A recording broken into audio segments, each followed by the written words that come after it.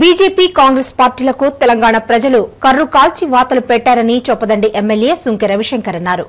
తెలంగాణలో 16కు 16 ఎంపీ స్థానాలను టీఆర్ఎస్ గెలుచుకుంటుందని ధీమా వ్యక్తం చేశారు.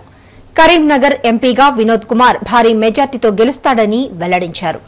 కరీంనగర్ జిల్లా గంగాధర మండల కేంద్రంలో చొప్పదండి ఎమ్మెల్యే సుంకె రవిశంకర్ టీఆర్ఎస్ నాయకులతో కలిసి మీడియా సమావేశం నిర్వహించారు.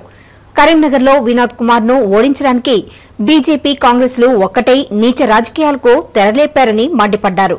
బీజేపీ గెలుస్తుందన్న అపోహని ఎవరూ నమ్మవద్దని తెలిపారు. మతం పేరుతో ఏమీ తెలియని చిన్నపిల్లల్ని హిందుత్వం ముసుగులో రెచ్చగొట్టి ఓట్లని పొందాలని చూశారని ఆరోపించారు. మరో నాయకుడు పొన్నం ప్రభాకర్ ఆచూకీ గల్లంతైందని ఎద్దేవా చేశారు.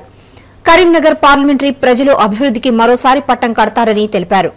కరీంనగర్ ఎంపీగా వినోద్ కుమార్ కే పట్టం కడతారని విశ్వాసం వ్యక్తం చేశారు.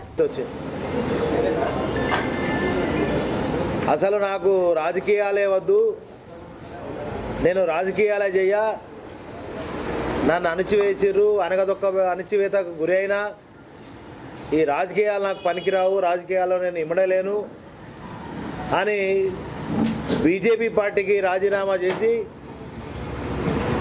రాజకీయ సన్యాసం తీసుకున్నటువంటి బండి సంజయ్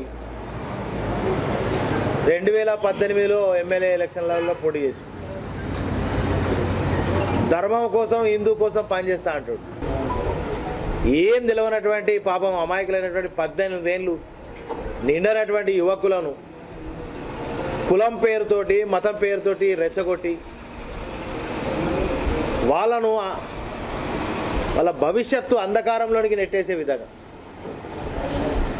ఇవాళ వాళ్ళను రెచ్చగొట్టి నానా విధాలుగా రాజకీయాల్లో పాపం 14 ఏళ్ల పిల్లలు, 16 ఏళ్ల పిల్లలు, 18 ఏళ్ల పిల్లలు, అమాయక పిల్లలు, చదువుకుంటున్నటువంటి పిల్లలను దొరకబట్టి ఇలా నీచంగా రాజకీయాలు చేస్తున్నటువంటి పరిస్థితి.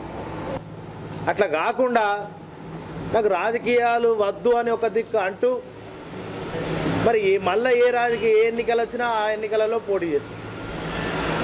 2014లో కర్రు కాసి వాళ్ళతో పెట్టిరు, రాలే గుణం. మళ్ళీ 2018లో అసెంబ్లీలో పోటీ చేసిరు, మళ్ళా ప్రజా తీర్పులో ఓడిపోయినావు. ఇవాళ ప్రజలు నిన్ను తరిమి వేస్తారని చెప్పితే ఎక్కడైతే మరి కరెక్ట్ అభివృద్ధి జరిగిందో ప్రజలు దానికే పట్టం కట్టబోతా ఉన్నారు.